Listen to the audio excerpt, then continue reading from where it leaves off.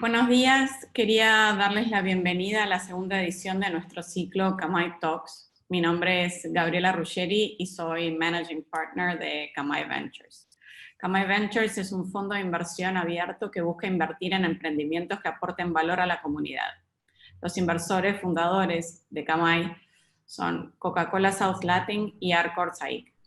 El fondo está gestionado de forma independiente por Overboost, compañía administrada junto con mi socio Antonio Peña, en donde lideramos diferentes programas de aceleración y company building. Kamai Ventures es el primer fondo de capital de riesgo en el país en el que dos grandes corporaciones se unen e invierten con el objetivo de promover la innovación en soluciones que contribuyan a la digitalización de las diferentes etapas del proceso productivo. Quienes estén interesados en contactarnos y saber más acerca de los verticales de interés para el fondo, pueden hacerlo a través de nuestro sitio web kamaiventures.com.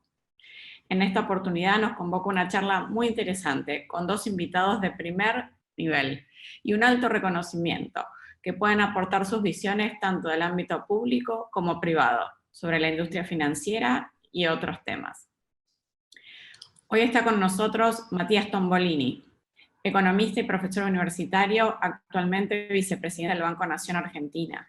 En las elecciones pasadas se presentó como candidato a jefe de gobierno en la ciudad de Buenos Aires y junto a un grupo de jóvenes fundó APPS, Avancemos por el Progreso Social. Está con nosotros también Julián Colombo. Julián es economista y periodista. Durante 20 años se desempeñó como directivo del Grupo Santander en 5 países y hoy es CEO de N5, una revolucionaria empresa global de tecnología para bancos. En una visión de la industria financiera post-pandemia, nos planteamos esta discusión y esta charla. Quería traer a colación un par de frases para abrir un poco la charla de alguien que a nuestros dos invitados le es muy significativo, como a mí, Winston Churchill, que dijo: el éxito no es final, el fracaso no es fatal, es el coraje para continuar lo que cuenta. Y creo que una que viene muy a colación con los tiempos de hoy en día, estos no son tiempos para lo fácil y el confort, son tiempos para desafiar y sobrellevar.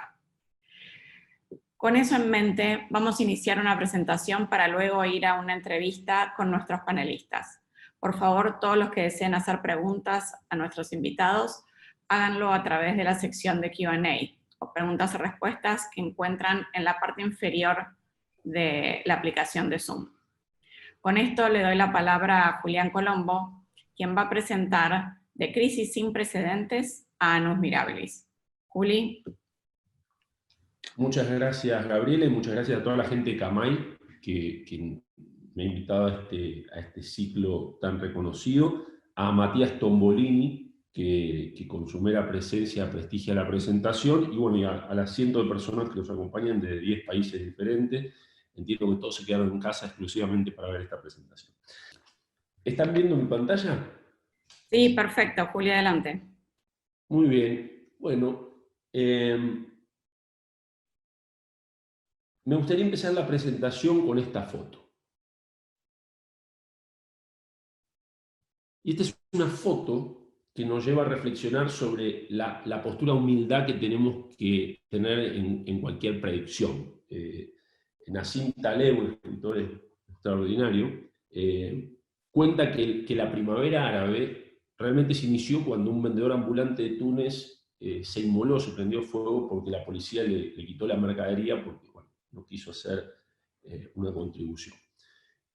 Esta inmolación, estas imágenes se expandieron por todo el mundo árabe y fueron el combustible de revoluciones por todo el norte de África y por todo Oriente Medio, que terminaron con caída de líderes como Gaddafi en Libia o Mubarak en Egipto o guerra en Siria. Y muchas personas dicen, bueno, pero se veía venir, había muchos motivos para que esto se produjera, tensiones religiosas, falta de oportunidades para los jóvenes, gobiernos autocráticos, pero la verdad es que todas esas realidades, si bien existentes, también existían el día antes y no había iniciado la primavera árabe. Por lo tanto, tenemos que siempre pensar cuando hacemos predicciones en la falibilidad de las mismas, ¿no? ¿Y quién hubiera, imaginemos esta charla hace un año, ¿no? Y si hace un año alguien hubiera pensado que esto era posible, los humanos en jaulas y la fauna viniendo a visitarnos a las ciudades. Por lo tanto, todo lo que proyectemos aquí lo tenemos que tomar con con el mismo grano de sal y con la misma humildad. Pero el compromiso es hacer predicciones y la responsabilidad la tenemos, así que vamos a proceder a hacerlas y lo vamos a hacer con el auxilio de dos cosas. El análisis del pasado, la visión analítica de la historia y los modelos matemáticos del futuro, ese era nuestro compromiso. Y hablando de la historia, bueno, Mark Twain, mi autor favorito, porque es el autor que me enseñó a leer, decía que la historia no se repite, pero sí que rima consigo misma. Y cuando uno piensa en el análisis histórico, parecería haber una fórmula muy fácil, una fórmula fácil que consiste en ver tendencias y extrapolarlas a futuro, de una visión de ley de Moore, ¿no? La ley de Moore es esta que nos dice que un ordenador duplica su capacidad de procesamiento cada 2 años. Entonces, parecería simple proyectar la historia en esos términos. Yo tengo un computador que es el doble de rápido que hace 2 años, que a su vez era el doble de rápido que hace 4. Por lo tanto, en 2 años, una de las precisiones que tengo sobre el futuro es que voy a tener una computadora más rápida en el doble de intensidad de la que tengo. Pero el mundo no funciona así. A mí me gusta mostrar estos 3 ejemplos. Lo primero es este ejemplo, y esta es la demostración del tamaño de la circunferencia de la Tierra que logró Eratóstenes, que fue bibliotecario de Alejandría como en el 200 a.C., y si no la conocen, pueden dejar inclusive esta presentación y vayan a verlo porque es muchísimo más interesante que esto que yo voy a contar, con el auxilio de solamente la sombra que producían 2 obeliscos distantes 800 kilómetros en Siena y Alejandría, y conocimiento geométrico que aprendemos a los 10 años, y probablemente nos olvidamos a los 11, pero que en algún momento lo sabemos, midió con enorme precisión la circunferencia terrestre. Nosotros hoy sabemos, con el auxilio de satélites, que mide 40.008 kilómetros. Y Eratóstenes llegó a la conclusión de que medía 40.079 kilómetros. Una diferencia del 0,16%. Sin embargo, todos también sabemos en la escuela que en la época de la conquista de América, 1600 años más tarde, un porcentaje enorme de la humanidad creía que la Tierra era plana, e inclusive Colón, que lograba financiamiento de la nobleza europea, creía que la circunferencia de la Tierra era infinitamente menor, porque no se hubiera aventurado. Por lo tanto, si nosotros creemos que es una función con puntos conocidos, nos damos cuenta que el primer punto se produjo en el 200 a.C. y después por 1500, 1600 años más, un segundo punto de evolución. El segundo es este que me encanta mostrar, porque es tal vez muy palmario en su expresión gráfica, ¿no? Ese es un corte de pelo en Egipto hace 4.000 años, 3.500 años. Y es más o menos lo que hacemos, más o menos, más bien estrictamente lo que hacemos. Vamos a un lugar, nos sentamos, si nos atienden bien nos dan un café, y alguien con una tijera se para atrás nuestro y nos corta el pelo. Es decir, si midiéramos la evolución de la humanidad en términos de corte de pelo, estaríamos exactamente igual que hace 4.000 años. Y finalmente, la historia también tiene retroceso. Cuando yo nací hace casi 50 años, un turista podía ir de Londres a París o de Londres a Nueva York en 3 horas. La persona que viajó en el Concorde por primera vez seguramente pensaría que en 2020 nos estaríamos desmaterializando y rematerializando en el otro lugar, o que tardaríamos 40 minutos, no que tardaríamos 7 horas, el doble de tiempo. Por lo tanto, como les digo, la historia no es una serie de funciones conocidas que nosotros podemos extrapolar y extender hacia el futuro. Pero entonces, ¿cómo usamos la historia? Bueno, entendiendo que la historia en realidad es un grupo de eventos cuánticos, eventos discretos que tienen un impacto desproporcionado en la evolución del mundo. Entonces, por ejemplo, estos son algunos de los ejemplos de lo que son eventos relevantes, y podemos imaginar un mundo en donde la Segunda Guerra Mundial la ganó Alemania. O podemos imaginar un mundo con otro tipo de descubrimientos, sin estos descubrimientos. Yo cuando gente más crítica del avance científico comenta algo en dirección de la vacuna, todo, yo les digo, imaginen un mundo sin anestesia. E imaginemos el impacto que tuvo la imprenta, la difusión del conocimiento y la imprenta moderna, que es Internet, cómo cambió el mundo desde Internet. E innovaciones, que son es el proceso de juntar descubrimientos e inventos, muchas veces de otros, y ponerlos en valor para la sociedad. Y por supuesto las revoluciones, los sismas y las pandemias. Nosotros hicimos un análisis de todas las pandemias registradas de la historia y todas tuvieron consecuencias sociales muy significativas. No voy a nombrar todas ellas, pero quería mostrar dos como ejemplo, ¿no? La primera pandemia de la que tenemos un registro fidedigno es la de fiebre tifoidea que se produjo en Atenas durante la guerra del Peloponeso. En ese momento estaban peleando Atenas y Esparta, y Atenas, salvo en el combate abierto, al que se negaba detrás de sus murallas, tenía todo para ganar. Sin embargo, fue afectado por la fiebre tifoidea, perdió el 33% de sus soldados, y entre ellos perdió a Pericles, que fue el líder más importante que tuvo Grecia hasta ese momento. Y esa caída de Atenas generó un espacio de vacío en Grecia que tomó Macedonia unas décadas más tarde. De ahí surgió Alejandro y la conquista de Persia y de Asia. Por lo tanto, es absolutamente justo decir que la llegada de los valores clásicos, incluida la democracia asia, tuvo que ver con la epidemia de fiebre tifoidea de 430. De la misma manera, me gusta hablar de otra que es parece mucho menos relevante geopolíticamente, que es la revolución haitiana, la independencia de Haití. Cuando uno habla de independencia de Haití, no parece ser el suceso geopolítico más importante de la historia, pero cobra importancia cuando analizamos el contexto.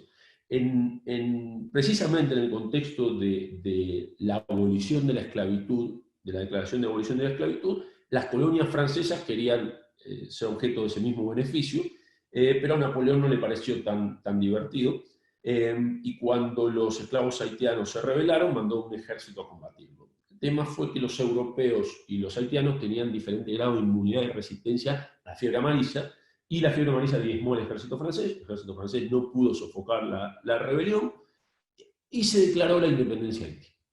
Pero el problema no es que se haya declarado la independencia de Haití, sino las consecuencias que tuvo para Francia. Francia, al ver perdida ese punto de control, decide abandonar sus pretensiones coloniales en América, y por lo tanto le vende Luisiana a Estados Unidos. Y Luisiana no era el espacio pequeñito que hoy conocemos en el sur de Estados Unidos, sino era virtualmente el 45% del tamaño actual de los Estados Unidos. Llegaba hasta Canadá y comprendía unos 10 estados grandes actuales. Así que sin duda alguna, todas las pandemias tienen consecuencias muy importantes y reverberan en la historia de la humanidad. ¿Y cómo vemos nosotros el resultado de esta pandemia? Y lo vemos así. Y antes de que se queden ciegos intentando leer esto, déjenmelo explicar paso a paso en los conceptos que incluye. Lo primero que hicimos fue pensar que en el cambio siempre va a haber los agentes fundamentales del tejido social, que son los gobiernos e instituciones, las empresas y las personas. Y después lo que hicimos fue dibujar los dominios de esos agentes. Entonces los gobiernos hacen leyes, regulan y ejecutan la política, las empresas son grandes agentes del cambio económico. Las personas, por ejemplo, si miramos entre las personas y las empresas, vemos las personas demandan bienes y servicios y ofrecen su trabajo, y las empresas ofrecen bienes y servicios y demandan el trabajo a las personas. Y finalmente la cultura. Y a estos dominios, le sumamos 150 afirmaciones, van a haber 150 aquí, otras 150 cuando hablemos de la industria financiera, pero por supuesto la idea no es que la lean, ahora vamos a ver con más detalle las que son relevantes. Y estas son 150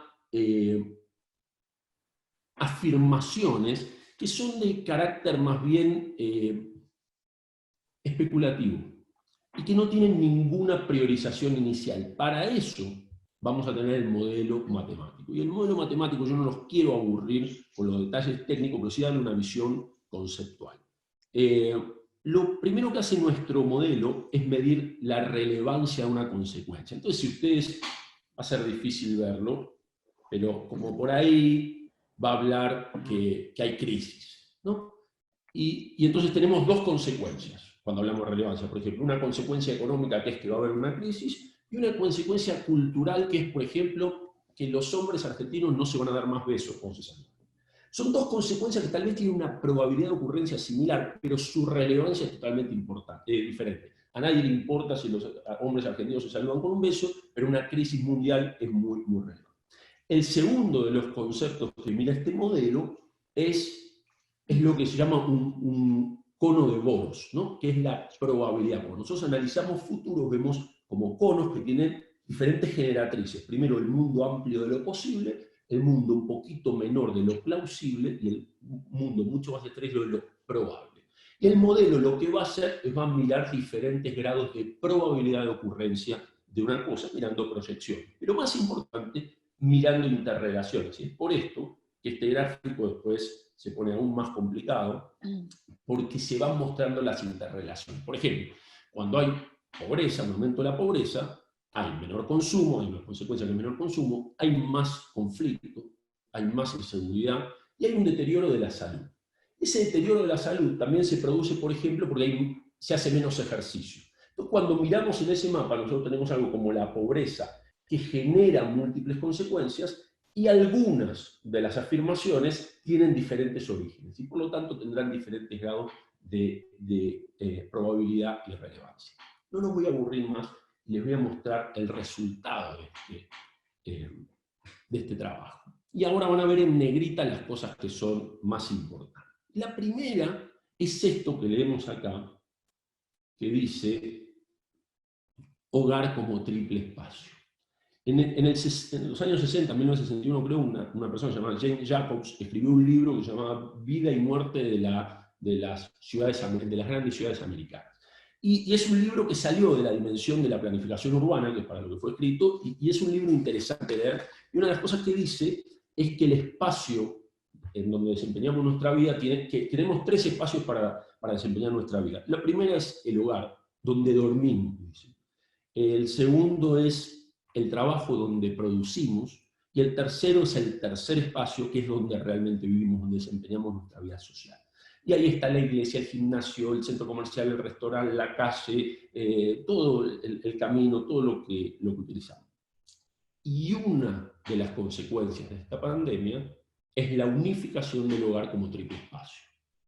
Hoy hacemos todo desde nuestra casa, en un movimiento que llegó para quedarse, y decimos a algunos que no es que estamos trabajando de casa, sino que estamos durmiendo en la oficina, por la cantidad de tiempo que le dedicamos a las tareas profesionales. Y esto va a tener un montón de otras consecuencias. Cuando ustedes lean por aquí, van a ver muchas otras. Y por ejemplo, si el hogar es este triple espacio, probablemente yo necesito una casa diferente. Y una casa con un living más chiquito, sin tanto espacio social. No voy a recibir tanta gente. Pero necesito un home office. Necesito un home office doble para mí y mi pareja, para poder trabajar sin interrumpirnos, y con algo aislado para que los chicos también estudien, pero a una cierta cercanía para que no estén en forma. Las casas que se empiecen a construir en estos días, en el futuro, en el folleto les van a mostrar eso. De la misma forma, el edificio que se va a construir en el futuro, cuando piensen en los lugares comunes, no van a hablar del salón de usos múltiples o el lugar de fiesta, van a hablar del coworking de la terraza. Y es un coworking con internet de altísima velocidad, empresarial, con impresora, con todas las amenities que uno esperaría en una empresa. Y por supuesto desde casa, trabajando desde casa y esparciéndonos en casa, y no vamos a necesitar, no va a haber tanto tránsito, y los horarios se van extendiendo.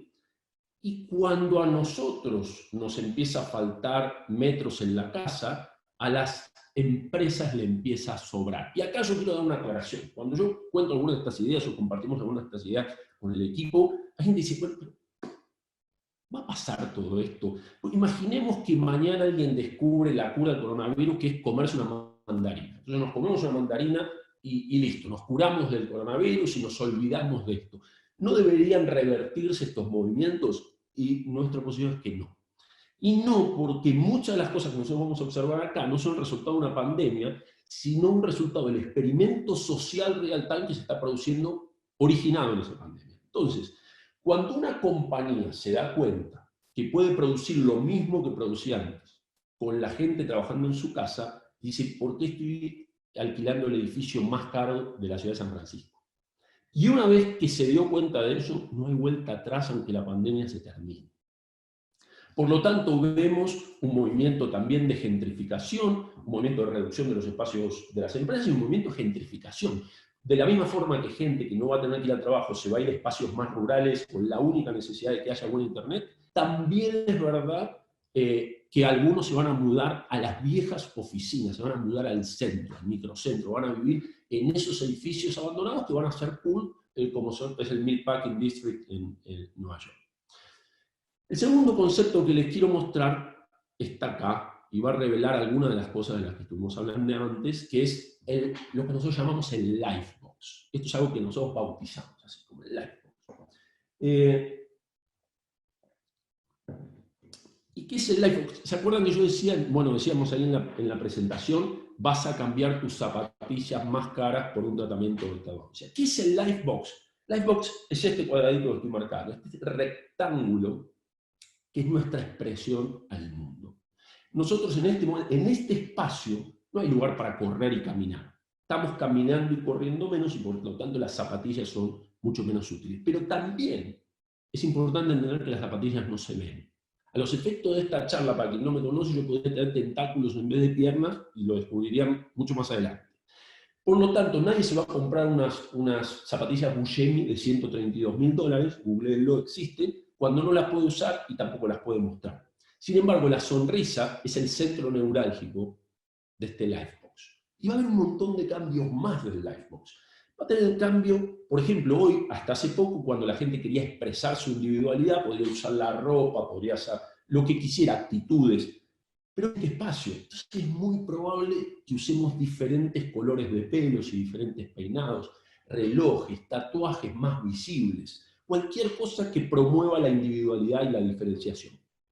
También va a ser muy importante tener va a haber una demanda importante de sistemas de comunicación, lo estamos viendo con el aumento de la acción de Zoom, y muy probablemente productos de lujos digitales. A mí me sorprende que esto no exista. Hay un montón de gente obsesionada con contarle a todo el mundo que es millonaria. En este mundo limitado, en donde uno solo ve una fracción de la vida de los demás, debería haber formas de exhibirse. Entonces seguramente a alguien se le va a ocurrir un producto digital, como es el WhatsApp Platinum, que lo único que hace deliberadamente es poner tu nombre en plateado, pero vale $1.000 por mes. ¿Y para qué sirve? Para que todos se enteren que te sigue yendo bien económicamente. Y luego hay cuestiones culturales, no voy a entrar en todo, son muchísimas cosas, pero cuestiones culturales, ¿qué esperamos de lo cultural? Más Netflix, más videojuegos, no es mucho secreto, esto lo podemos haber escrito hoy o hace un mes y era evidente, más literatura distópica o apocalíptica, nihilista, más, en términos artísticos, más impresionismo, más naturaleza, probablemente series de médicos, series donde los médicos son los héroes de este momento. Y cuando salgamos, el autocine. Yo creo que vuelve el autocine. Con respecto al papel del Estado, hoy tenemos, no solo somos 3 economistas los panelistas, sino que seguramente hay 2 mejores que yo, y uno aparte es un político, por lo tanto la parte de política y economía voy a pasar muy por encima, pues seguramente muchas de las preguntas van a estar orientadas ahí. Pero hay cuestiones que vemos. Y una de las cuestiones que vemos, por ejemplo, es la redefinición del servicio público. Internet es un servicio público como agua. Es esencial. Hoy la mitad de los chicos latinoamericanos no tienen Internet. Es decir, mientras esto piramida las diferencias sociales, mientras un grupo de personas y sus hijos están estudiando en centros urbanos con acceso a Internet, están estudiando, un montón de gente de menos recursos o en comunidades rurales no lo está haciendo. Por lo tanto, el Estado va a tener que ir a garantizar eso como hoy garantiza el agua potable. Es probable que los Estados tengan un papel muy importante en la expansión cuantitativa, que desde mi punto de vista no hay muchas otras formas de solución de la crisis. Expansión cuantitativa es emitir plata. Los países van a emitir plata en forma ridícula. Pero es el camino que hay en este momento. Es probable que haya instauraciones de salarios universales, países que ya están probando esto, impuesto al robot, enorme inflación en el futuro, enorme inflación en el futuro. Y este es un tema que pensábamos el otro día y que tal vez es uno de los más importantes. Si ustedes piensan quiénes controlaron mejor esta crisis pandémica, lo hicieron los estados que fueron más autoritarios y que más violaron la privacidad de datos de sus ciudadanos. Y aparte, salvo en un país que fue el que lo originó, para todos los países esta fue una epidemia que vino desde el extranjero. Entonces, ¿qué es lo que nosotros creemos? Nosotros creemos que se viene un mundo de más autoritarismo, más nacionalismo, menos privacidad del dato, más restricciones al capital extranjero y sustitución de importaciones. Y acá hay una colisión entre dos movimientos, que es, el primero es que millones de personas van a estar dispuestas a brindar sus servicios y millones de empresas a contratarlos desde sus casas. Pero por otro lado, los gobiernos siendo más proteccionistas. Y esto es lo que vemos un mundo en donde los productos son cada vez más con una cadena de producción local y los servicios son cada vez más internacionales. Por eso yo decía, o escribíamos ahí, en tu próxima entrevista de trabajo te van a preguntar la hora. Porque en el futuro lo que importa no es dónde vivís, sino a qué hora vas a poder prestar el servicio si tu uso horario me conviene. No voy a hablar de los dos más importantes, los dos temas más importantes, estoy mirando ya la hora y el nerviosismo de Gabriela, así que voy a acelerar un poco con esto. Pero los dos temas tal vez más importantes que esperamos tienen que ver con crisis y tienen que ver con desempleo en el mundo de la política y la economía. Yo no voy a hablar de la crisis, solo decir que cualquier persona o cualquier sector que siente que a él no le toca, tiene, además de lo cuestionable desde el punto de vista moral, una ceguera importante. Nosotros somos una compañía digital que hace transformación digital y en este momento nos va muy bien. Y tenemos gente en muchos países y trabajamos remoto. Este mismo trabajo lo hicimos 5 países al mismo tiempo, obviamente nadie viajó a ningún lado, entonces parecería ser un ecosistema muy bueno para nosotros. Pero sería de una ceguera total, porque para yo estar seguro de que me va a ir bien, tengo que estar seguro que le va a ir bien al cliente, del cliente, de mi cliente. Porque cualquiera de esos que caiga afecta a toda la cadena. Y con respecto a desempleo, voy a mostrar el único gráfico que no hicimos nosotros, pero que me permito mostrar por la elocuencia que tiene, y es el gráfico de desempleo de Estados Unidos de los últimos 70 años. Estos son los pedidos de seguro de desempleo. Van a ver pronto que sube la crisis del 2010.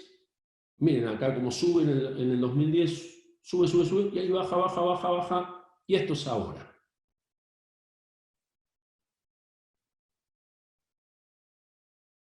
Va por la mitad todavía.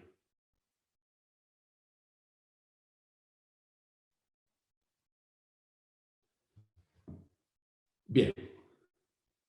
Creo que sobran las palabras. Lamentablemente no fue el gato del diseñador que se quedó trabado en una letra. Ya.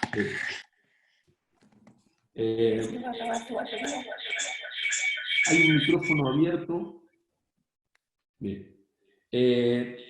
Bueno, después de este momento yo les prometí que esta presentación terminaba con un tono optimista y hemos pasado por el punto ya más pesimista. Me gustaría hablar 2 minutos de este segundo cuadro, que es el de la industria financiera. En la industria financiera lo primero que vemos, y acá es donde Matías se hace aún más protagonista, es vemos un mayor papel de la banca pública. Hace un mes hablábamos de que en varios países de Latinoamérica había un ejemplo muy cotidiano: chicas que trabajan como personal de limpieza en casas y familias que las demandan. Y en este momento la chica estaba aislada, no pudiendo ir a cobrar, y la familia le quería pagar, pero tampoco podía salir, viven en lugares distantes. La chica no tiene cuenta ni ningún medio de pago digital, y tiene una familia que alimentar, no tiene ahorros, y el gobierno, aún con el deseo de ayudarla, tiene un problema enorme logístico de resolver ese problema. Bueno, en el mundo que se viene, va a ser también una realidad la cuenta DNI, algo que existe en muchos países, en Chile se llama cuenta RUT, pero no en todos los países de Latinoamérica lo tienen. Uno nace y con el número de documento el Estado le da una cuenta digital para siempre. No se puede cerrar, no se puede transferir, no se puede cobrar, está siempre, es un derecho inalienable.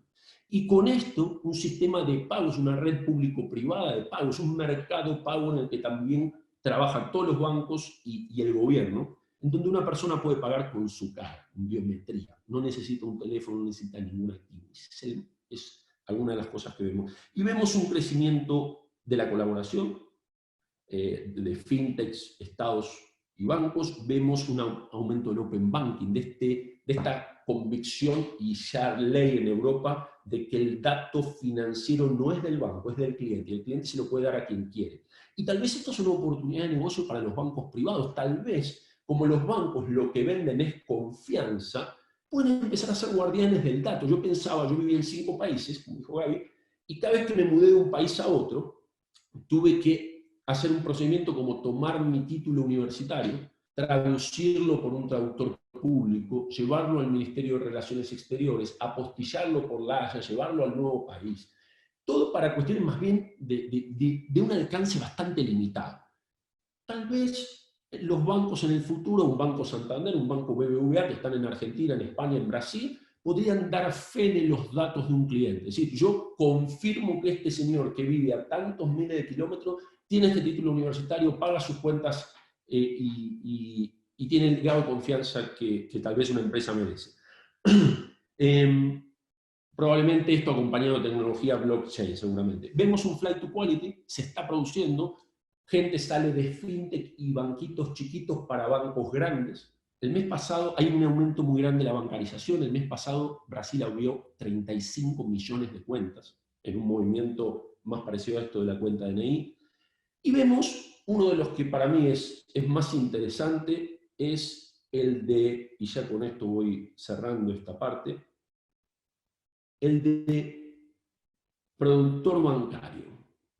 Productor bancario es una figura que nosotros imaginamos. Hoy hay un productor de seguros, pero va a haber un productor bancario. Esta es una persona que fue gerente de un banco, lo echaron tal vez, lo indemnizaron y con la indemnización le permitieron comprar una licencia de distribución del banco. Y esta persona, desde su triple espacio, va a poder manejar una cartera de clientes y compartir las utilidades con el banco. Y empezará con un único banco y terminará con muchos. Por esto que también decíamos en nuestra presentación, y va a haber sucursales bancarias en la terraza de tu edificio. Porque el vecino del cuarto A que se dedica a esto, que tiene una licencia de banco, que va a poder vender una sublicencia de distribución, que va a poder vender cuando se retire, va a estar en el coworking de arriba haciendo las veces de sucursal bancaria.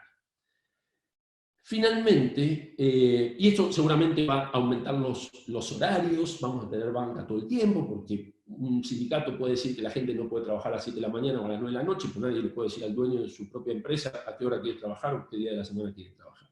Finalmente, vamos a hablar del tema más importante, y aquí es donde cierro, con lo que es la digitalización. Y hablar de digitalización suena rancio. Yo estuve mirando mis papeles y la primera vez que estuve en un proyecto que se llamaba Digitalización o Transformación Digital fue en 2007. Pero ahora se va a dar en serio, y se va a dar en serio por 2 motivos, y uno de los cuales nunca pasó. Lo primero que sí les quiero decir es que va a haber una cierta involución. En este momento, los modelos estadísticos, que son la base de la decisión automática y por lo tanto de la digitalización, todos están perdiendo calidad. En este momento, un modelo estadístico, por ejemplo, de riesgo, que me dice quién va a pagar y quién no va a pagar, mira con excesiva dureza quién no pagó el mes pasado. Y en este momento, un montón de gente está pagando sus deudas, hasta porque el mismo banco le dice que no lo pague o el Estado le dice que no lo pague. Entonces ese modelo va a leer o va a leer a toda la cartera como morosa, cosa que lo hace muy malo, o va a no tomar esas observaciones, pero no tomar observaciones cercanas también empeora el modelo. Y aunque el modelo lo cambiemos de la forma que queramos, tenemos un periodo de calibración que ahora no tenemos. Por lo tanto, la digitalización, yo creo que hoy hay bancos que toman decisiones de riesgo con 4 personas con carpetas que se van a ver menos afectados que un banco que estaba todo digitalizado y todo perfecto. Por lo tanto, no es tan lineal. Pero el punto más importante, porque sí va a haber un aumento de la digitalización, está acá en esto que llamamos la muerte analógica. Nosotros no decimos que los bancos o en la industria financiera, las empresas de wealth management, las compañías de seguros se van a digitalizar más, sino que va a haber una muerte de su negocio analógico. Y tiene que ver con esto. Durante muchísimo tiempo, los directores de tecnología de un banco tenían que arbitrar entre cosas cool y cosas necesarias. Y lo más necesario para un director de tecnología es la continuidad operativa. Lo que no puede aceptar un director de tecnología es que lo llamen un martes diciendo nadie puede ver su saldo. La atención del cliente puede esperar, pero esta vez, por primera vez en la historia de la banca, la discontinuidad operativa vino porque el proceso humano, el más confiable, falló porque las personas no pueden salir de su casa. Entonces ahora, el más conservador de los directores de tecnología, del banco más tradicional del país, con las instituciones más antiguas, va a estar pensando, si yo quiero tener continuidad operativa, tengo que tener algo que se puede manejar en forma digital. Y ahora quiero cerrar con el annus mirabilis. Yo decía que el título de esta charla era De crisis sin precedentes a annus mirabilis. Y el annus mirabilis, para los que no lo googlearon, algunos lo habrán googleado, es lo que en latín significa año de las maravillas o año de los milagros. Y es algo que se produjo en la historia muchas veces, tanto en la historia de la humanidad como en la historia de personas en particular. Y es un año en que se produce una cantidad desproporcionada de avances, de innovaciones, de logros. Y uno de los más famosos es el año 1543, que es el año en que se considera que se inició la revolución científica, y que Copérnico publicó de la revolución de las esferas celestiales y Vesalius de la estructura del cuerpo humano. Pero a mí me gustan más otras dos que son más, tal vez más impactantes. En el año 1905, Einstein le rechazaron la tesis doctoral y se fue a trabajar a la oficina de patentes de Suiza. Tenía 26 años. Y les voy a contar lo que hizo en esos 5 meses de ocio. No venía nadie a la oficina de patentes. Y en 5 meses, hizo 4 trabajos entre junio y noviembre de 1905. El primero fue el descubrimiento del efecto fotoeléctrico. Y es que la luz está conformada por cuantos. Eso es lo que valió el premio Nobel. El premio Nobel es por el efecto fotoeléctrico. Después el movimiento browniano, que mostró matemáticamente la existencia del átomo, que estaba, no había dudas, pero lo mostró matemáticamente, y el nacimiento de la disciplina de física estadística. En septiembre, la teoría de la relatividad, el tiempo relativo, lo único constante es la velocidad de la luz, y en noviembre la ecuación que todos conocemos de equivalencia entre energía y masa, E igual a mc². Y el que más, todo eso lo hizo en 5 meses con el input del ocio. 5 meses no teniendo que hacer nada. Y en 1665, es la anécdota ideal, hubo una pandemia en Londres. Entonces Cambridge mandó a sus alumnos a la casa, y entre ellos se fue Newton.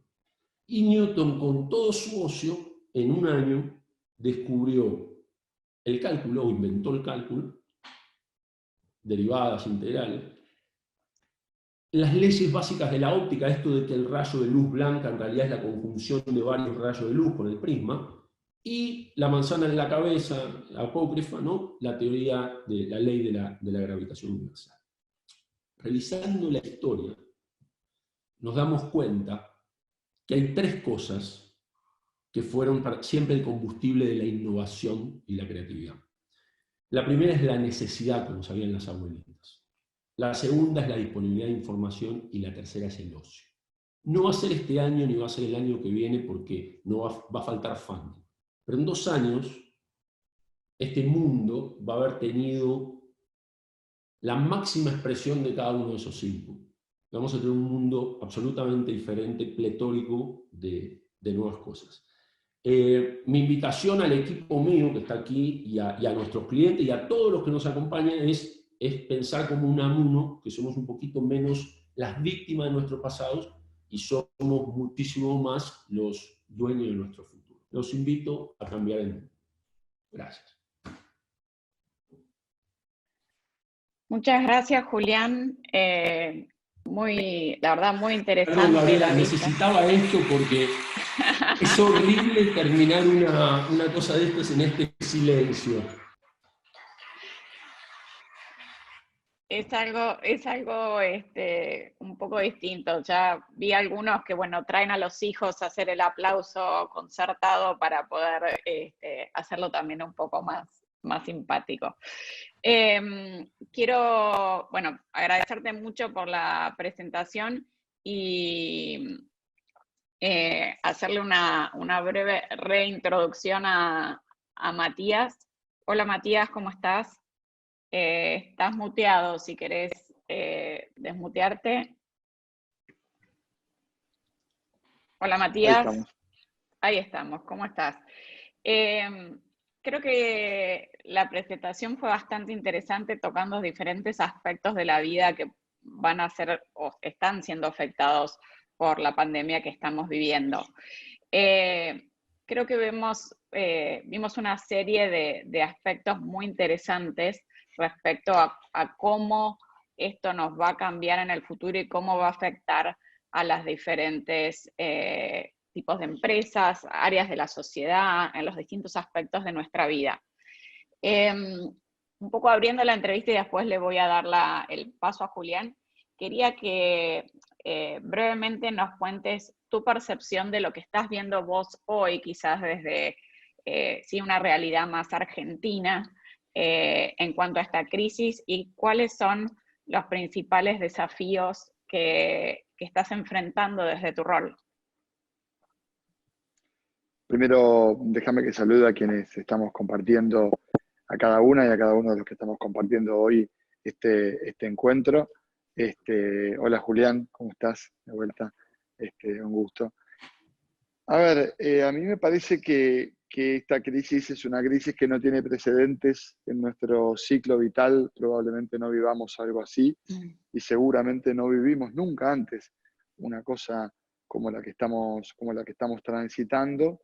Una crisis que tiene o sea, es una crisis en términos económicos provocada por algo que no es económico. Y esto es muy particular, porque es una crisis que el set de políticas económicas que nos permitan enfrentar la crisis económica depende de información con la que todavía no contamos. Yo imagino, hablaban ustedes de Churchill, de la Segunda Guerra Mundial, imagínate que te pones a reconstruir Londres y no sabes si no te van a seguir cayendo las bombas mientras vas reconstruyendo la ciudad. Así está hoy el mundo. En la salida y en el set de herramientas de política económica que se llevan adelante, no está claro si no vamos a tener una segunda ola como tuvo la gripe española, no está claro cuál va a ser la dinámica de desescalada y cuán estable va a ser esa desescalada, porque no está la vacuna, porque no está la cura, y entonces no tenemos claro qué tan efectiva, o sea, no tenemos claro si van a ser efectivas o no las medidas de política económica, porque no sabemos si no nos tenemos que volver a encerrar. En el hemisferio sur esto es además todavía más complicado, porque venimos de ver la crisis transitada en países desarrollados, a donde ya pasaron el pico de la curva, y que son o sajones o asiáticos, salvo sobre todo Italia y España. Decía Pañi el lunes pasado, cuando Merkel le pide a los alemanes que estén a 1,5 metros, le está pidiendo que sí, por favor, se acerquen entre ellos. A nosotros, que nos pidan que 1,5 metros es un montón de espacio. Y por lo tanto, la regla de cumplimiento de las normas que permitan el distanciamiento social fuera de la cuarentena, bueno, habrá que ver cómo se cumplen. Y obviamente nosotros somos países en vías de desarrollo, por lo tanto la densidad y el hacinamiento que tienen los sectores vulnerables en países como la Argentina, como Paraguay, como Brasil, dista mucho de la realidad que podemos observar en los países desarrollados. Y en los países en vías de desarrollo como China, con un Estado hiperpresente y un cumplimiento, digamos, de las reglas de juego muy estricto, un Estado muy policíaco, se hace mucho más fácil. Entonces, eso abre la ventana de incertidumbre respecto de la efectividad de las políticas económicas para enfrentar la salida de la cuarentena, en un rango extremadamente alto. Y en estos vectores de futuro que de alguna manera sintetizaba Julián, hay una, diría yo, enorme, carencia de información que le brinde a los modelos predictivos tanto consistencia como suficiencia para pensar escenarios hacia adelante que puedan ser, de ocurrencia altamente probable. Ni sé cuáles serán los posibles. Saben todos que lo probable es algo que sucede dentro de los escenarios posibles. Un mundo en donde además tenemos una crisis que acaballa la demanda y la oferta, los dos motores que se apagaron a la vez. Veíamos cómo hace miles de años se cortaban el pelo como ahora, pero hoy el mercado de cortes de pelo, yo siempre digo, es un mercado que no tiene demanda y no tiene oferta. O sea, no hay plata, ganas ni posibilidad de ir a cortarse el pelo. Y normalmente la política económica dice, bueno, no hay demanda de corte de pelo, estimule la demanda para que la demanda crezca. Pero si apareciera la demanda, no puedo ir a cortarme el pelo porque no tengo oferta de corte de pelo.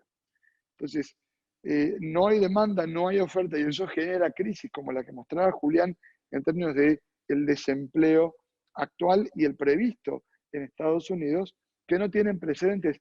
Vos pensá, Gaby, que la contracción económica global en la crisis de la subprime fue 0,1% del PBI mundial y estamos estimando hoy 3% de contracción del PBI mundial.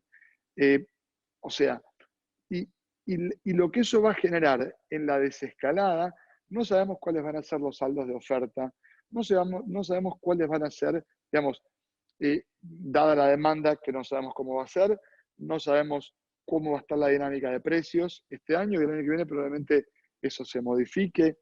La interacción, el comportamiento de los agentes económicos, el Estado argentino con la IFE, este ingreso familiar extraordinario, en lo que tiene que ver con los sectores más vulnerables, el comportamiento de los agentes económicos no fue salir a gastar, fue hiperracional, y eso tiene que ver justamente con la incertidumbre, un comportamiento muy parecido a los agentes económicos en tiempos de guerra, eso que vemos en las películas, de guardar la hogaza de pan adentro de un repasador, guardarla e ir comiendo de a poquito, justamente porque tengo una enorme incertidumbre sobre cuál va a ser mi flujo de ingresos hacia adelante, determina un enorme signo de pregunta respecto de lo que viene, que nos obliga a entender que en el diseño de política pública, y cada uno de ustedes en sus emprendimientos comerciales, me pasa a mí en la universidad cuando doy clase, yo siempre digo, una buena clase es cuando mis alumnos se van con más preguntas de las que vinieron, nunca con más respuestas.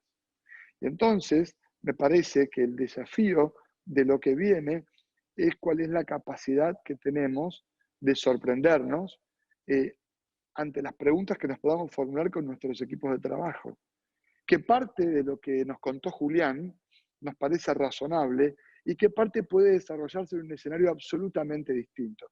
Hay una serie que se llama Years and Years, que es muy interesante. Julián lee 100 libros al año, seguro no la vio, porque te veo más lector que mirando series. Pero mírenla, es muy interesante. Pero uno de los comentarios que hacen en la serie es, creímos que con el paso del tiempo, empieza más o menos así, la humanidad se iba a volver cada vez más inteligente y solo nos estábamos volviendo más estúpidos con el paso del tiempo. No hay ninguna garantía que el conjunto de decisiones colectivas que vayamos a tomar en el futuro se acerquen a un óptimo que nos permita vivir mejor. Trump, Brexit. Digo, la humanidad se metió de lleno en una primera guerra mundial y salió y se la pegó de frente en una segunda guerra porque la paz que construyó a la salida de la primera guerra de ningún modo fue lo más parecido a un óptimo. Era obvio que si cerrabas los mercados y acogotabas a Alemania, estabas generando las condiciones para tener una segunda guerra mundial. Con lo cual, bueno, si estamos frente a un annus mirabilis en 2 años, ojalá, yo lo pongo en el terreno de la pregunta. Y esto, bueno, tiene que ver con que hay un montón de comportamientos que no sabemos, Y en eso déjenme, volviendo a Taleb y volviendo a industrias que no conocemos, yo ayer hablaba con un fabricante de baterías de litio para bicicletas. Estoy trabajando, el presidente del Banco Nación, quienes no están en la Argentina, se llama Eduardo Hecker, tiene un sesgo por la innovación importante, fue ministro de Desarrollo, fue presidente de la ciudad, fue presidente del Banco Ciudad. Entonces empezamos a pensar qué es lo que viene. Ok, ¿qué créditos vamos a pedir? ¿Qué apoyamos? Todo, el Banco Nación tiene que explicarle a la sociedad que primero es el guardián de los depósitos y que entonces para prestar primero tenemos que cuidar a los depositantes y hay una regla de negocio y el rol del Banco Central. Ok, pero ¿qué viene? Bicicletas. No queremos estar con otro dentro del subte. Entonces me dice, llámalo a Guillermo, y hablé con Guillermo, que es un especialista en baterías de litio. Ok. Para fabricar bicicletas eléctricas o fomentar la movilidad sustentable, requiere darle cuotas al tomador, a quien nos está mirando para que se compre una bici en cuotas, y esto quiere decir Gerli González Catán, ingeniero Budge, no todos ustedes y yo, que somos clase medieros, que no tendríamos mayores inconvenientes en endeudarnos y comprarnos una bici de 90.000 pesos en cuotas, probablemente. La movilidad sustentable como proceso social en países, digamos, intermedios o pobres como la Argentina, es cómo empujamos una transformación cultural, porque que nos bajemos nosotros del subte no le hace bajar la cantidad de gente global que usa el subte. Necesitamos que se baje un montón de gente del subte. Y eso requiere soluciones como, por ejemplo, ¿dónde vas a estacionar la bicicleta?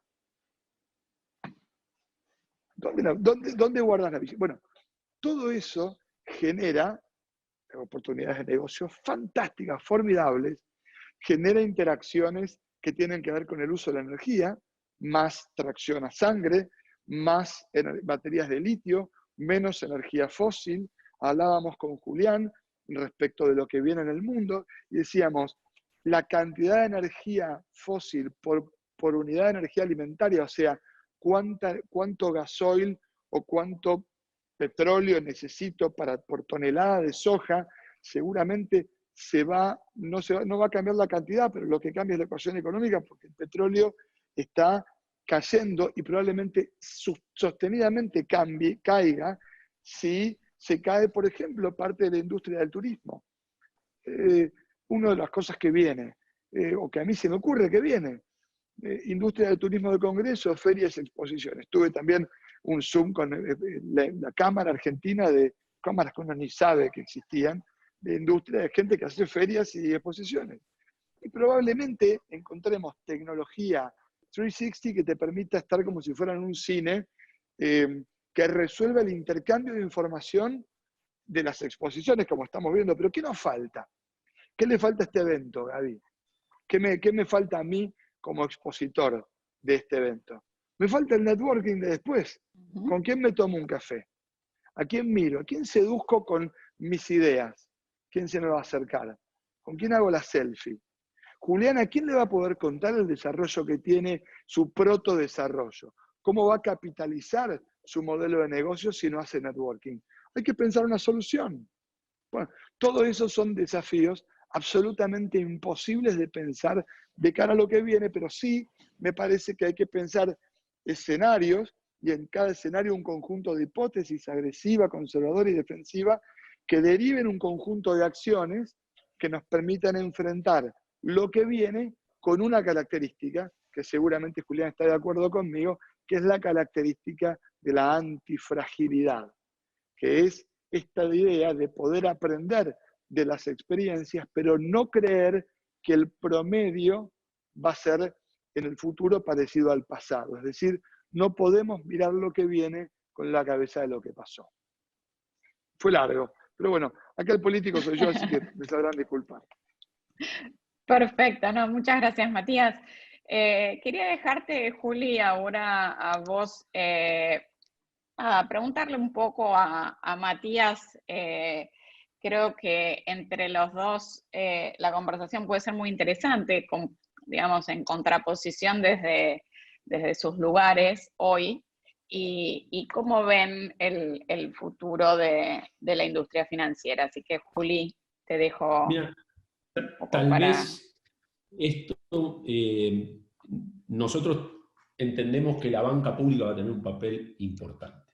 Y en principio es súper alentador escucharte decir, no habíamos tenido esa conversación previamente, no habíamos tenido otra, que están hablando con fabricantes de batería de litio, que están teniendo un pensamiento que uno no esperaría habitualmente de banca pública. O sea, una visión, sin ser peyorativo, una visión realmente moderna y bien dirigida. ¿Cuán creíble es y qué cosas puede hacer Matías? Matías, hoy estás en las oficinas, se te ve el Banco Nación detrás. Estoy absorbido por muy lindo, tiene oficinas muy lindas, es como una cancha de pádel revestida en madera, mi oficina, muy linda. En madera. Es muy linda y tradicional, pero bueno, ese es el desafío. Bueno, ¿cuán razonable, más que creíble, es que desde esas oficinas, con la lógica que tiene, como bien sabes, la importancia de algunos componentes políticos, cuán probable es que el Banco Nación, por ejemplo, como banco público, pueda dar este paso adelante en un proceso de muerte analógica, de digitalización activa, de generación de un papel fundamental en el mercado financiero argentino, como estamos viendo en este momento? En esencia eso, yo particularmente la idea no solo de asumir su papel muy importante en los próximos años, que gran parte de la solución tendrá que pasar por la banca pública, sino poder hacerlo en forma adaptada a los desafíos de la digitalización. Ahí conviven varias cosas. Primero, entender que el criterio de éxito de la banca pública en general y del Banco Nación en particular no es el mismo que el criterio de éxito de la banca privada. La banca privada tiene un criterio de éxito que es el lucro. A mí me ordena el lucro y el rol de desarrollo productivo y el rol social que tiene la banca pública.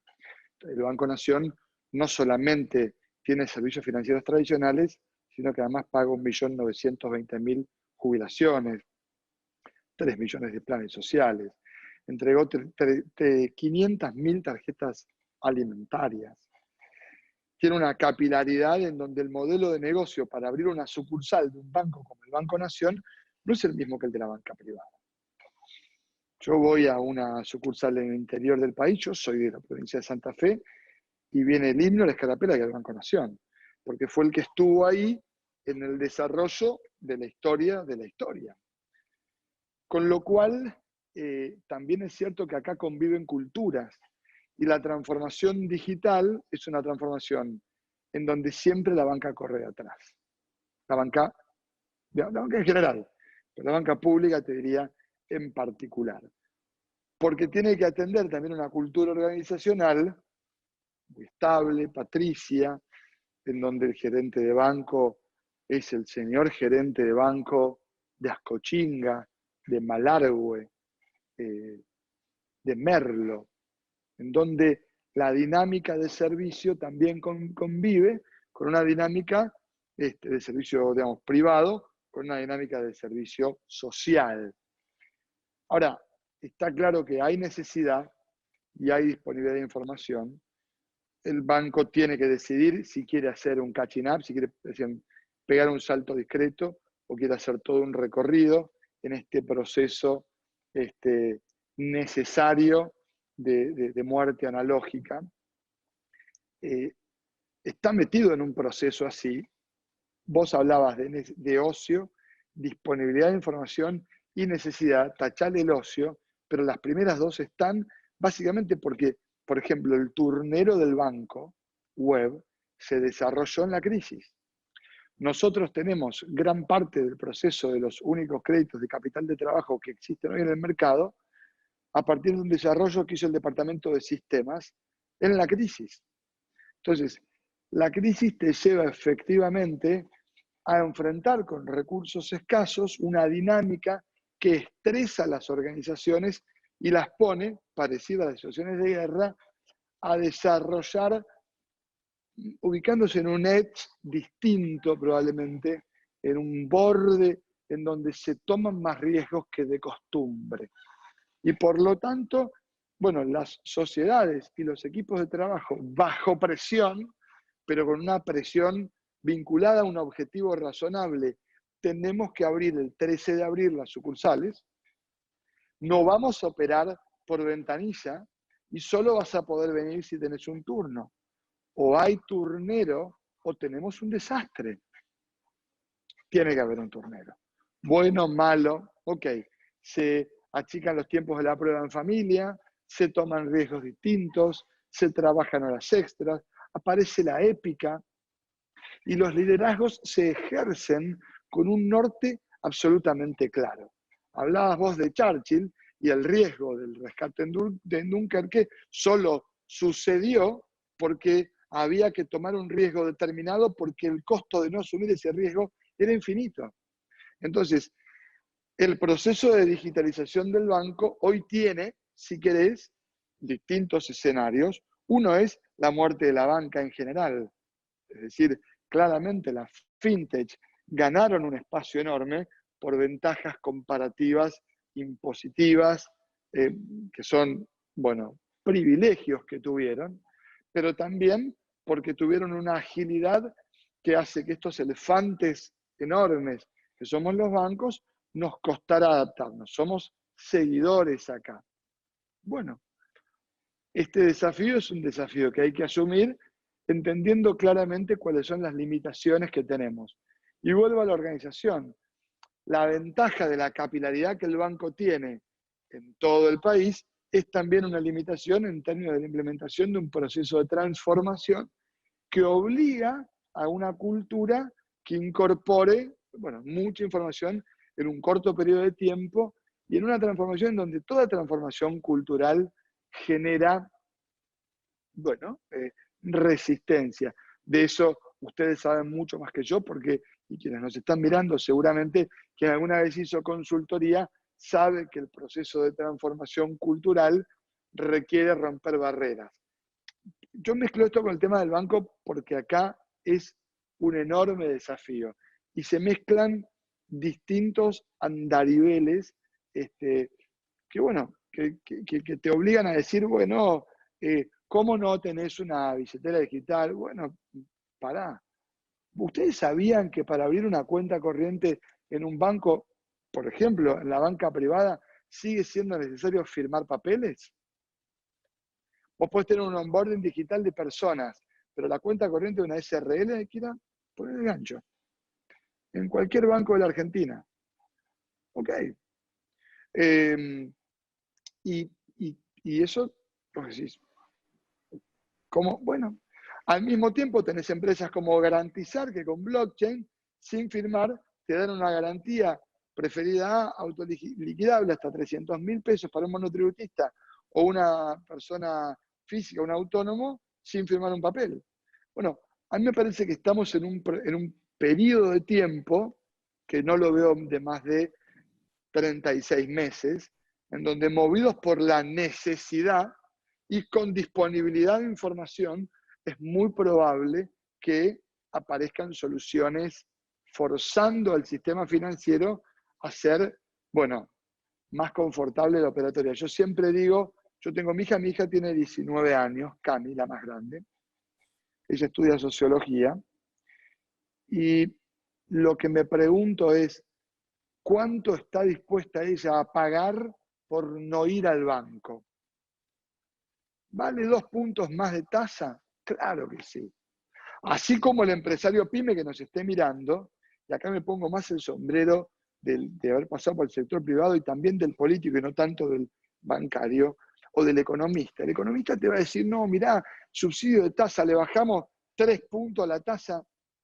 Un empresario pyme, en 3 millones de mangos, entre dame la plata pasado mañana y dámela en 10 días, 3 puntos más de tasa, dámela pasado mañana, tengo que apagar el incendio gigante que, bueno, esto es parte de las cosas que hay que calibrar a la hora de pensar cómo vamos saliendo de esta muerte digital, de esto que muchas veces es proceso batch todavía en este banco, para ir a un mundo cloud, a un mundo online, que no puede carecer de inteligencia de negocios para poder competir en la crema del negocio, porque el fin de lucro permite que el patrimonio crezca y por lo tanto aumenta el RPC y la capacidad restable del banco.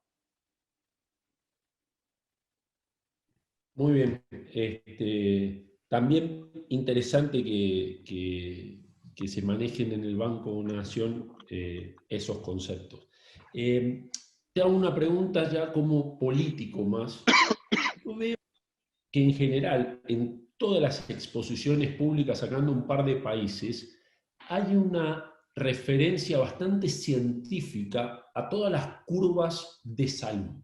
Pero yo no veo, tal vez existen y justo veo los programas equivocados, una que muestre los impactos de la economía. Esto es una curva de Laffer, ¿no? O sea, todos los economistas acá, o sea, si yo dejo a toda la gente encerrada en su casa y prohíbo absolutamente que salga, se mueren de hambre, no necesito ni siquiera una pandemia. Y si dejo salir a todos, tengo un número muy superior a lo mínimo de infectados. Pero yo veo solo la curva de la salud. ¿Cuáles son las variables económicas que se miran en el día a día? ¿Existe eso? ¿Cuál es la cuenta económica que hizo Roosevelt cuando decidió intervenir en la Segunda Guerra? O tener un papel protagónico. ¿Qué cuenta hizo Churchill? Quien gobierna tiene en general que tomar una decisión. Míralo a Boris Johnson, que empezó con un camino y terminó no solo él en terapia intensiva, sino, digamos, hay por derecha y por izquierda, me parece que un común denominador que tiene que ver con esta foto de los camiones frigoríficos en la puerta de los hospitales en New York. La pulsión vida-muerte es la que resuelve, es preeconómica, y es la idea de cuidar. La foto de Alberto con Larreta y con Axel es una foto que no es una cuenta política. No están haciendo la cuenta de cómo mirar la elección. Hay mucho charlatán de feria en la tele hablando de la idea del costo económico en función de proyecciones que cuáles son, por otra parte. ¿O cuál es el impacto que tiene Bolsonaro en una sociedad que ya murieron 11.000 personas y no sé a dónde va a terminar eso? En materia de gobernabilidad, de institucionalidad, digamos, tenía un conjunto de reformas, lidera mal una crisis, se la pega en la pera. ¿Y qué costo tiene eso? Digo, Trump llega 2 semanas más tarde, primero dice 200.000 muertos, después dice 60.000, después dice 100.000, cierra, abre 50 estados por primera vez en estado de catástrofe en la historia de Estados Unidos. Es decir, ¿quién tiene la receta? Yo creo que nadie. Lo que está claro es que quien elige una política sanitaria lo hace sobre todo conociendo la debilidad antes que la fortaleza. Porque quien gobierna lo que hace siempre es asigna prioridades. Gobernar tiene mucho más que ver con decir lo que no que lo que sí. Y en la asignación de prioridades lo que no podés hacer es olvidarte de qué país tenés. Y en un brote en Alemania hizo que cierren todo. ¿Por qué pensás vos que en Paraguay cerraron todo? Que en El Salvador cerraron todo. Porque tienen claro que si se llega a disparar los contagios, el resultado es la peor hipótesis de todas, por el hacinamiento, por la característica de la sociedad. Y en Argentina, la desescalada es una desescalada dado lo que conocemos y con todo lo que se podría haber hecho mejor, pero que fundamentalmente responde a un criterio que es ¿dónde está la limitación? ¿Qué pasa si los contagios crecen? rápidamente cuál es la capacidad de mi sistema de atender eso.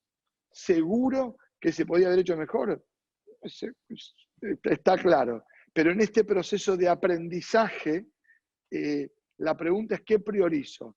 ¿Una contracción económica o 11.000 muertos como Bolsonaro?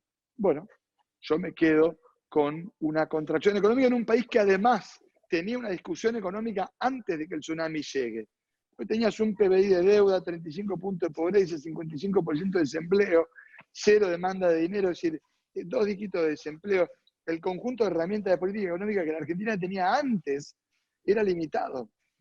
Y por lo tanto, a mí me parece que la decisión es correcta. Y además te doy otro dato. El que cree, y yo tengo discusiones con amigos que no están en la política, que el policy maker a la hora de decidir una cuarentena es tan estúpido como para creer que la ventaja del favor popular hoy, que es el hecho de que las encuestas te dé bien, va a durar toda la vida, no entiende que la gente que hace política no es tonta. El que toma la decisión sabe que hoy tiene pulgar para arriba y la recesión de mañana es pulgar para abajo. Todos sabemos que Churchill perdió la elección posterior a ganar la guerra. Con lo cual, por eso la prevención va en el sentido de proteger la vida humana.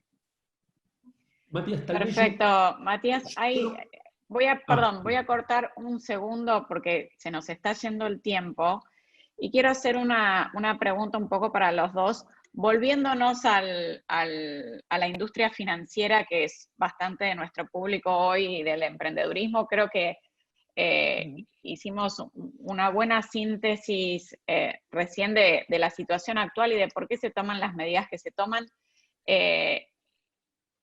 Creo que lo que estamos tratando ahora es de darle una visión a las personas que están hoy escuchándonos en relación a cómo vemos lo que viene para adelante. Y con respecto a eso, uno de los participantes pregunta, en respecto al futuro de la banca y a la cantidad y tamaño de players, si seguimos viendo, y la pregunta va para los dos, una proliferación de fintechs más pequeñas y ágiles, o vemos que los bancos van a terminar adaptándose y absorbiendo a las fintechs y van a conseguir ser más resilientes en este mercado.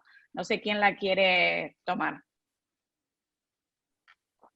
Primero usted.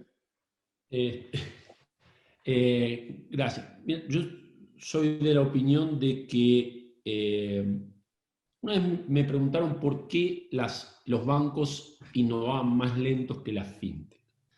Y mi respuesta es de naturaleza epistemológica, es empezar por una teoría de la respuesta. La gente tiende a pensar que porque, y me ha tocado en un auditorio muy grande sentir esa sensación de la gente cree que en la fintech trabaja gente cool y en los bancos trabaja gente aburrida y gris.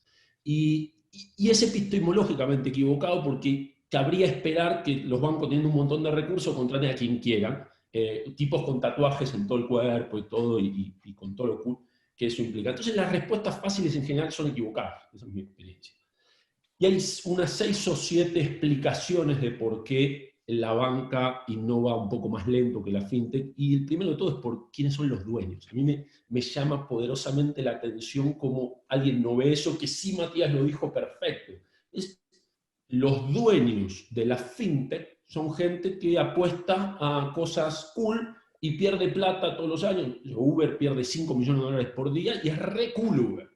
Y no sé, hay bancos que valen la mitad hoy, que ganan $5 millones por día desde que existen hasta hoy, y nadie los menciona. ¿Y cuál es el diferencial? El diferencial es que los bancos son de los jubilados norteamericanos y europeos y tienen un pedido de sus dueños, los gestores, de a mí no me bajes 1% la rentabilidad, esto es lo que necesito. Yo he estado en comité de dirección de banco y de fintech, no se parece en nada, pero no se parece en nada. En una fintech viene alguien y dice, tengo una idea nueva. Vamos a hacer esto y le vamos a regalar a la gente y la experiencia, y el foco es como ser más protagonista del escenario de cambio.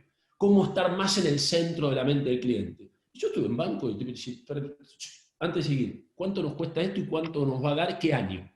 Y la diferencia no tiene que ver con el tipo que está sentado en la mesa, sino con su dueño. El jubilado americano te dice, querido Bank of America, si yo me voy a poner sofisticado, no necesito invertir en vos. Voy y compro yo las acciones de WeWork. O sea, vos sé estable. Y hay otras 6 explicaciones más. No voy a hacerlas ahora porque no nos da el tiempo. Mi opinión es que va a haber un flight to quality, que muchas de las fintech van a desaparecer, pero van a modificar irrevocablemente el panorama bancario, los bancos van a seguir existiendo, y la gran duda que nosotros tenemos es, el flight to quality es me salgo de una fintech para ir a un banco reconocido, pero la punta de la pirámide no es el banco reconocido. Tal vez en un año, o en 2, o en 5, la gente sienta que es más seguro invertir en Google pesos o en Facebook dólares que en el Banco of America. Entonces, no sabemos dónde termina, pero yo creo que va a haber menos empresas, no va a haber tanta proliferación y vamos a ir para el tope de la pirámide en cuanto a calidad. Matías. Yo comparto, a mí me parece que falta en la pregunta, y gracias a quien formuló la pregunta, una consideración, que es cómo vemos la demanda. ¿Qué pasa del lado de la demanda? ¿Y qué nos va a pedir el cliente en el futuro? Y el cliente de un banco es distinto hoy que el cliente de una fintech, porque el cliente de un banco principalmente es quien deposita su confianza en él, quien ahorra en el banco. Entonces, cuando me dicen, Tombo, ¿por qué no prestas a tasa cero? Yo digo, no, estamos prestando a tasa negativa porque 24% en Argentina es como prestar a -8 en Estados Unidos. Pero además, digo, si querés prestar a tasa cero, tráeme depósitos a tasa cero. No, bueno, pero hay que ayudar. Fantástico, vamos a ayudar prestando a tasa negativa. Pero, ¿qué hago yo cuando presto? Primero miro si me pueden devolver la plata, porque si no me devuelven la plata, cuando venga la persona que depositó su dinero, ok, tenemos un problema, porque ¿qué le vamos a devolver? Entonces, a mí me parece mucho más fácil el camino de mejorar la experiencia del usuario de los bancos tomando cosas de la fintech, que el hecho de que la fintech tomen cosas que los bancos hacen, salvo la experiencia de Mercado Pago, que integra un conjunto de soluciones determinadas. Pero digo, en ese sentido, la dinámica de la innovación atraviesa horizontalmente a los bancos, pero las pone a discutir, por supuesto depende de qué organización y depende de qué banco, las pone a discutir con un camino ya recorrido, y efectivamente en tiempos como este, vale el patrimonio, vale el cuadro de resultados, todo eso mata garage innovador, porque justamente, bueno, cuando la incertidumbre es muy grande, a mí me parece que esto que Julián decía, el vuelo a la calidad, no es otra cosa que la búsqueda de tratar de achicar la volatilidad de los ámbitos en donde se toman decisiones. Por ejemplo, de ahorro. Perfecto. Tenemos algunas otras preguntas. Esta para Julián, de Víctor Carcamo. Dice, los seres humanos somos criaturas de hábitos.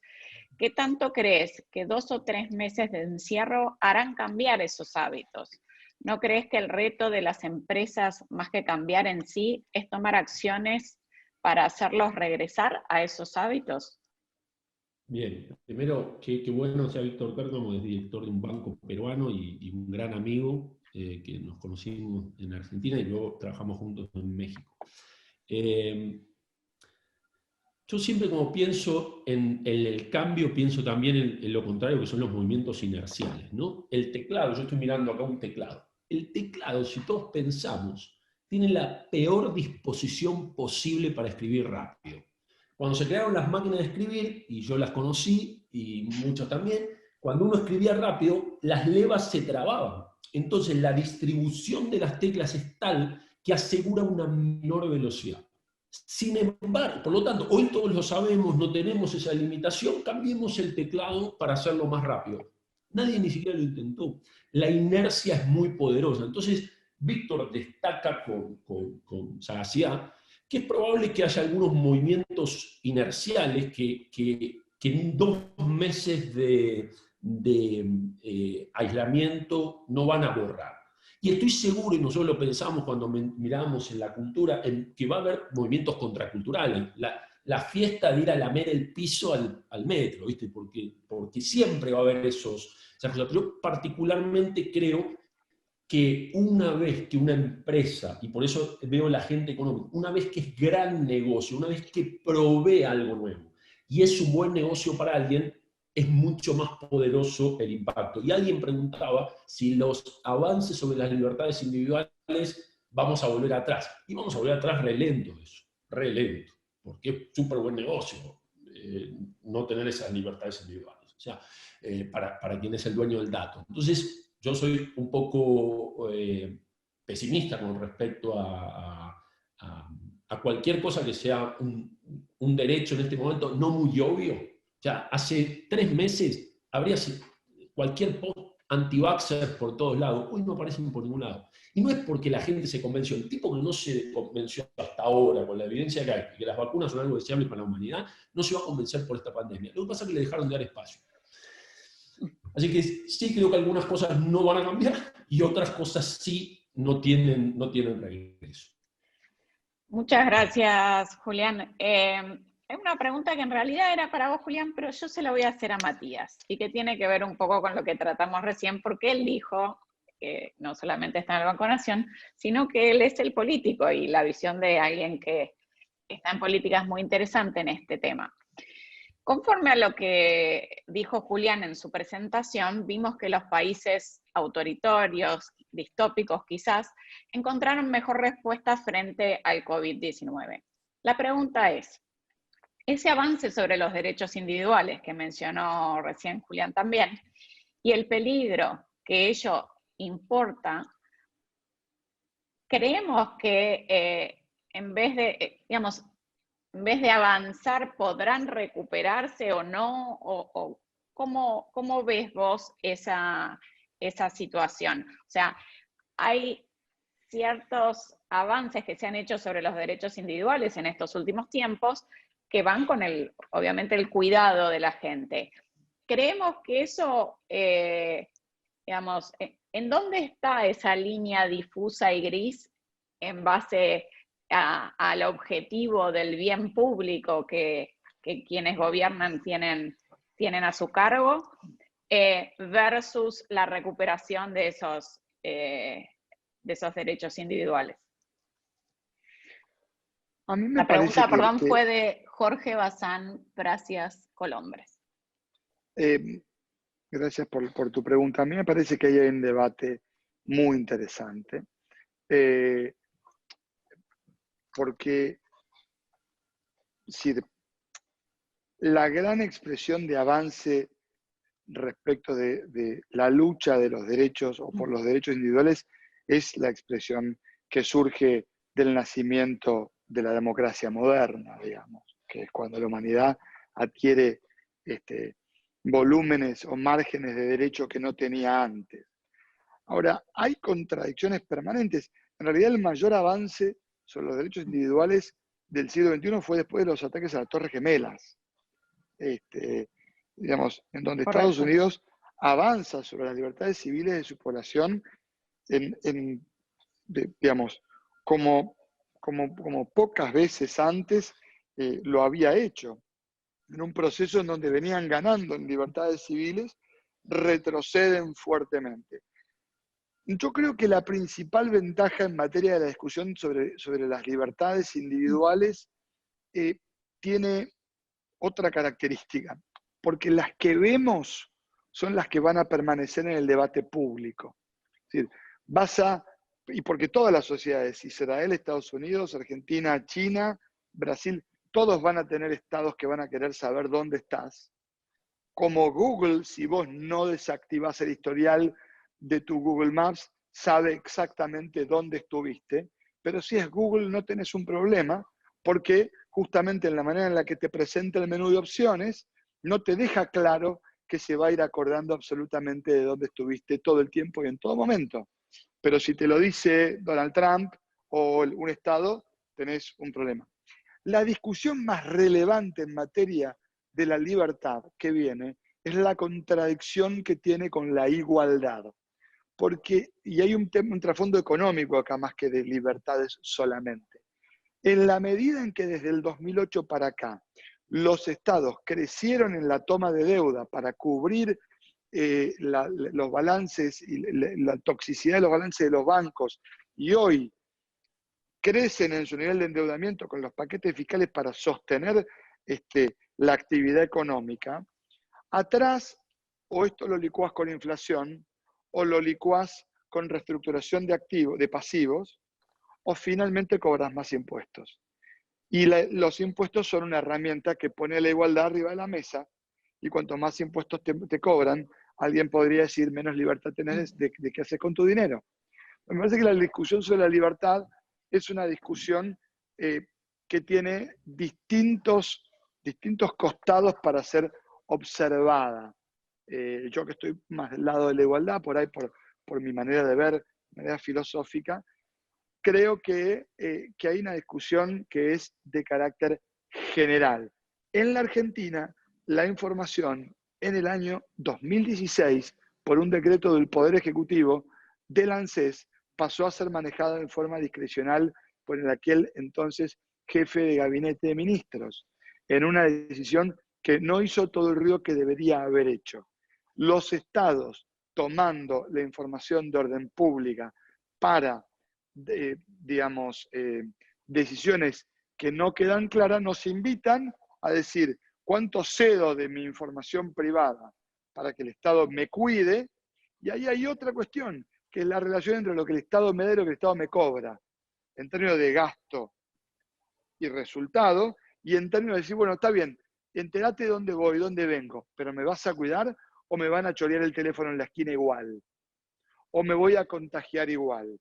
Ese trade-off es un trade-off que los estados van a tener que resolver, porque si no le devuelven a los ciudadanos algo parecido a lo que les están pidiendo que los ciudadanos le den a ellos, probablemente haya un conflicto. Perfecto. Muy, muy interesante, y realmente creo que es algo que puede presentar diversos conflictos. En ese sentido, y creo que, bueno, haciendo alusión nuevamente a Winston Churchill, como hicimos al inicio, en algún momento dijo que, bueno, que los americanos, o que la sociedad americana por los Estados Unidos, siempre hace lo correcto después de haber probado todas las otras alternativas primero. Con respecto a eso,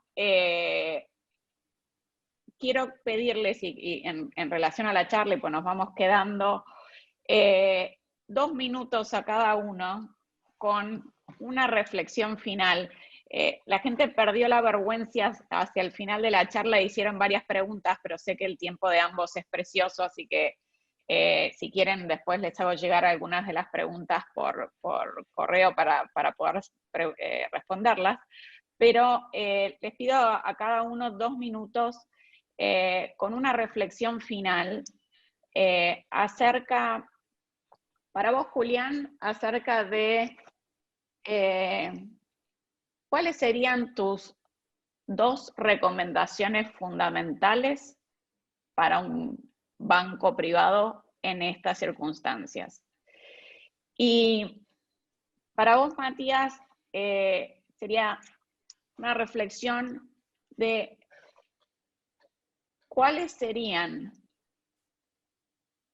las medidas del sistema financiero que son más relevantes para reactivar las economías post-crisis, considerando obviamente nuestras economías periféricas del mundo con las dificultades que tenemos. No te pido que vayas a las del primer mundo, que son más fáciles, pero ese sería el planteo. De nuevo, los dejo, caballeros, no sé quién quiere comenzar. Voy a empezar yo para que terminemos en un punto alto con el pensamiento de Matías y luego el mío.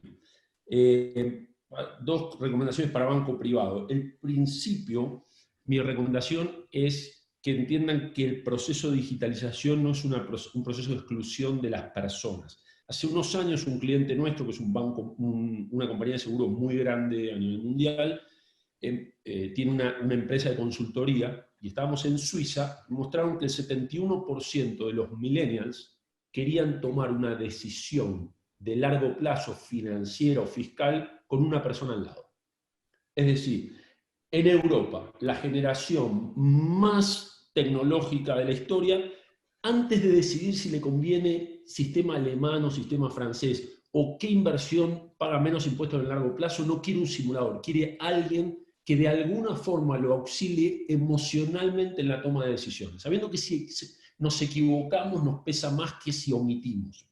Por lo tanto, las personas van a seguir siendo relevantes. La gente quiere transaccionar en forma digital, pero quiere poder recurrir a un humano cuando siente la necesidad. Los financieros, los que trabajamos en banco, creemos que lo financiero es fácil, y por eso todo se resuelve digital. Entonces, digital cuando el cliente quiere, no cuando a mí me conviene. Y el segundo es, una vez le preguntaron a Elon Musk, un tipo muy inteligente, qué recomendación de educación le daba a la gente, dado que el mundo para el que preparamos a los hijos es diferente que el que estamos. Y el tipo dijo algo en el que yo creo al 100%. Creo que fue la primera vez que me paré y aplaudí solo a un YouTube. Él dijo, bueno, que estudien la Ilíada de la Odisea, que estudien verdades fundamentales, que estudien principios de la física, porque esas cosas van a seguir. De hecho, hay una teoría de Lindy, ¿no?, que cuanto más tiempo tiene algo, salvo un organismo vivo, más tiempo va a durar. Entonces, si la Ilíada de la Odisea se lee hace 3000 años, es probable que siga. Y las verdades fundamentales de la banca no son los productos financieros. La banca es también confianza, lo que decía Matías, es donde deposito mi confianza. Entonces puedo vender confianza de otra forma. Yo pensaba cosas recién de destilado. Yo tengo 1000 sucursales. Tal vez puedo usar esas sucursales para recibir paquetes para la gente que no tiene lugar para recibir en casa. Un lugar que no tiene conserje, y bueno, y me recibe en la sucursal bancaria, y la confianza que me pasa que un banco, imagínate, que cuida mi dinero como no va a cuidar mi tostadora, o que protege mi dato, y es el dueño de mi dato, el administrador es él, y cuando yo le pido que cambie en todos los servicios públicos, mi dirección, mi mail y mi teléfono, él se ocupa. Yo no tengo que llamar a Cablevisión para cablear el cable. Me mudé, le pido a mi banco que lo haga, y él cuida el dato y me pregunta siempre a quién sí, a quién no, con un clic. Esa es la segunda invitación. La primera, la importancia del humano en el proceso de digitalización, y segundo, el destilado de las verdades absolutas de lo que debe ser un banco, que no es exclusivamente la venta de productos financieros. Muchas gracias, Julián. Matías, escuchamos tus recomendaciones. Ahí yo creo que en términos del rol del sistema financiero en la Argentina para lo que viene, es primero tratar obviamente de sostener, por lo menos el Banco Nación, de sostener la actividad económica con todos los tentáculos que el banco tiene. Es decir, nosotros tenemos que pagarle a 1 millón de personas que no tienen tarjeta de crédito 10.000 pesos con punto efectivo, que es, Julián mencionaba en un momento, cómo le mandás dinero a alguien. Hoy es una operación posible, pero tenés que, al momento de hacerlo, entender claramente la demanda. Para el sistema financiero, entender la demanda es entender que en esta oficina o en los lugares lindos en los que ustedes están, no se entiende claramente la demanda de un señor de Lanús que va y que ingresa en un cajero, en un ATM, que hay pocos en la Argentina por habitante comparado, por ejemplo, con Brasil, y que sin tarjeta de débito tiene que ingresar a una operación que es DNI y una clave alfanumérica que le mandaron por un mensaje de texto. Esa persona se siente angustiada, va a retirar 10.000 pesos y le da mucho miedo de equivocarse, y es una operación de complejidad mediana. La interacción con la tecnología, por eso las fintech son más ágiles, y eso es el gran tema. En términos de la experiencia del usuario por la seguridad bancaria que ofrece el sistema financiero, es todavía áspera, es todavía difícil. Y esto es lo que hay que intentar resolver desde el punto de vista del rol social, por lo menos que tiene el Banco Nación. Parece un dato menor, pero generar una operación de pago de ese tipo de subsidios a escala de millones es un desafío, se sostiene 2, 3 meses, es un desafío gigante. O decir, crédito a tasa cero para un monotributista. Ustedes son toda gente de dueños o mandos medios o mandos superiores. ¿Ustedes piensan que es sencilla la distancia que hay entre la decisión y la implementación? Alguien que entra por la FIP y selecciona un banco y dice, banco XXX, en ese banco, y no tiene tarjeta de crédito. Tengo que construir un perfil del cliente, emitir una tarjeta, mandársela a la casa, este tipo nunca le vi la cara, viene validado, le presto plata, le acredito la plata, ¿cuándo cobrársela? Porque te van a financiar la tasa, pero no el capital. Ok. Todo eso plantea un conjunto de dificultades que obviamente las áreas de sistemas tienen que resolver en los bancos, pero fundamentalmente la filosofía en términos de la vinculación con la tecnología que tiene el sistema financiero es fundamental. Entonces, para adelante claramente bancos que incorporen una mirada más tecnológica, bancos que atiendan y entiendan claramente qué te pide la demanda, y en la Argentina la demanda no siempre es la que vemos en la discusión de la clase media. No siempre es la pareja de Galicia la demanda.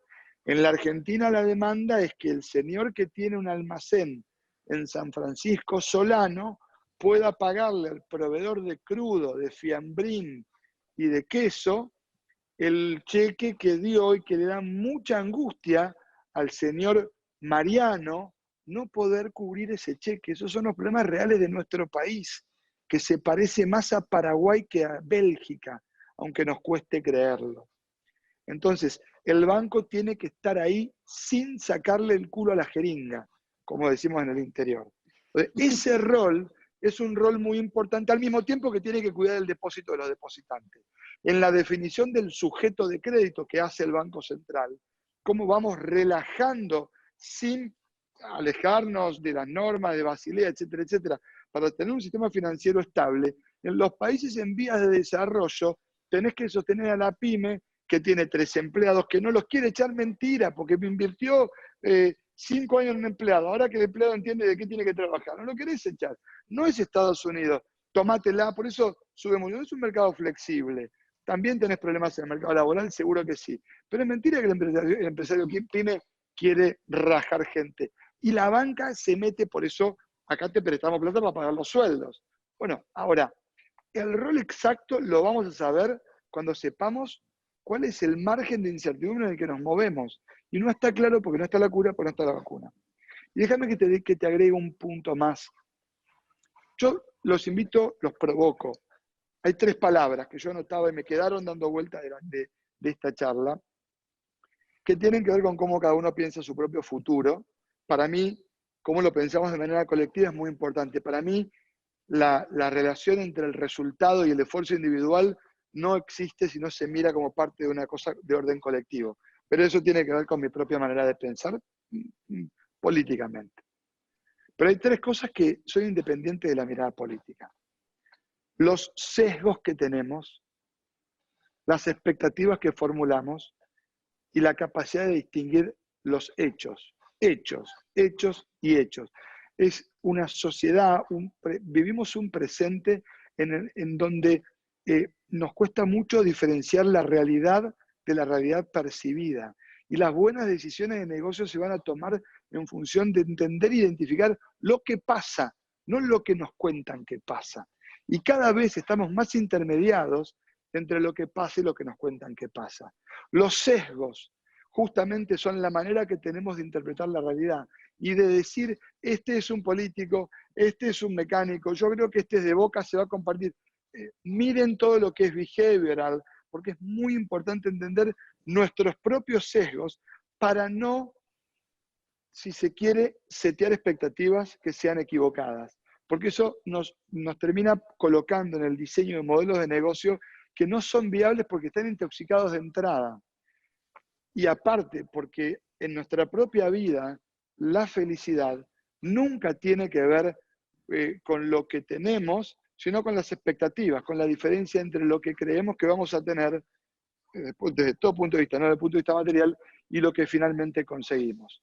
Hechos, sesgos y expectativas. Muchas gracias, Matías.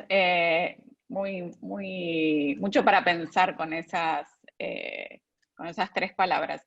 Y resumiendo en esas 3 palabras, a mí me gustaría agregar una más, que viene del lado del emprendedurismo, y nosotros como fondo buscamos la innovación, el emprendedurismo, y que la gente se destaque. Y creo que la principal característica de los emprendedores en América Latina y en general en el mundo es la resiliencia. Y creo que la resiliencia es una gran también palabra para pensar en estos momentos, porque para atravesar una crisis, para superar una crisis y una situación, es muy importante ser resiliente, que implica ser creativo, entender las circunstancias, leer el mercado, buscar alternativas, y muchas de las características que forman parte de los emprendedores. Hubo muchas más preguntas hacia ahora, hacia el final, de gente supremamente interesante. Se las voy a compartir para que las puedan responder. Creo que es realmente... creo que nos podríamos quedar charlando un rato más y siguen preguntando acá algunas cosas. Así que por ahí los convoco a una segunda charla, a ver si la gente pierde la timidez un poco antes. Muchísimas gracias a los dos, Julián y Matías. Creo que es súper importante tener estas charlas. Los invito a todos también a que conozcan más sobre en5, en5now.com, y si tienen dudas, por favor, nos escriben. Y en breve les vamos a estar también enviando una pequeña encuesta para que nos comenten qué les pareció este Kamai Talk, y los esperamos en el próximo, que va a ser el 20 de junio, ya más con gente del sector productivo y otras áreas. Muchísimas gracias a todos. Gracias. Muchas gracias a ambos. Está muy bien. Hasta luego. Gracias por su tiempo. Chao. Hasta luego.